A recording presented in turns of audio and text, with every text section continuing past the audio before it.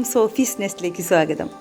ഇന്ന് നമ്മൾ ഉണ്ടാക്കാൻ പോകുന്നത് നല്ല ടേസ്റ്റിയും ക്രിസ്പിയും ആയിട്ടുള്ള ചായയുടെ കൂടെ കാലത്തും വൈകിട്ടൊക്കെ സ്നാക്സ് ആയിട്ട് ഉപയോഗിക്കാൻ പറ്റുന്ന സൂപ്പർ ടേസ്റ്റി ആയിട്ടുള്ള റസ്ക്കാണ്.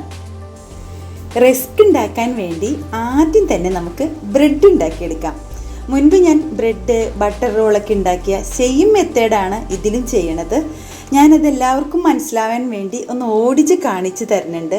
അത് പ്രത്യേകിച്ച് എക്സ്പ്ലെയിൻ ചെയ്യേണ്ട കാര്യമൊന്നുമില്ല. മുൻപ് ഞാൻ ഉണ്ടാക്കിയ ബട്ടർ റോളും ബ്രെഡും ഒന്ന് കണ്ടാൽ മാത്രം മതി. ആകെ വ്യത്യാസം വരുന്നത് പൊങ്ങിയതിന് ശേഷം കട്ട് ചെയ്യുന്നതിലും കണ്ടോ, ഇതുപോലെ പരത്തി 4 പീസാക്കി ഇതുപോലെ സിലിണ്ടർ ഷേപ്പിലാക്കി നമുക്ക് റോൾ ചെയ്തെടുത്ത് ട്രെയിൽ നിരത്തി കൊടുക്കാം. ഡബിൾ സൈസ് ആവാൻ വേണ്ടി നമുക്ക് നനഞ്ഞ ടവൽ വെച്ചൊന്ന് മൂടിയിടാം.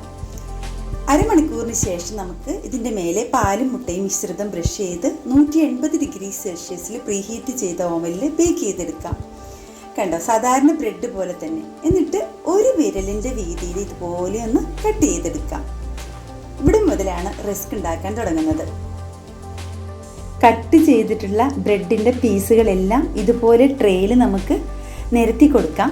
അതിനുശേഷം നമുക്ക് ഓവനിൽ വെച്ച് തിരിച്ചും മറിച്ചും ഇട്ട് ബേക്ക് ചെയ്തെടുക്കാം. കണ്ടോ, ഇതുപോലെ ഒരു 10 മിനിറ്റ് ബേക്ക് ചെയ്തതിന് ശേഷം നമ്മൾ ടൈമെല്ലാം എല്ലാ ഓവനിലും ഒരേപോലെയല്ല. അപ്പോൾ എല്ലാവരും പ്രത്യേകം ശ്രദ്ധിക്കുക. ഒരു സൈഡൊന്ന് കളർ മാറുന്ന സമയത്ത് നമുക്ക് തിരിച്ചിട്ട് കൊടുക്കാം. കണ്ടോ, ഇതുപോലെ നമുക്ക് തിരിച്ചിട്ട് കൊടുക്കാം.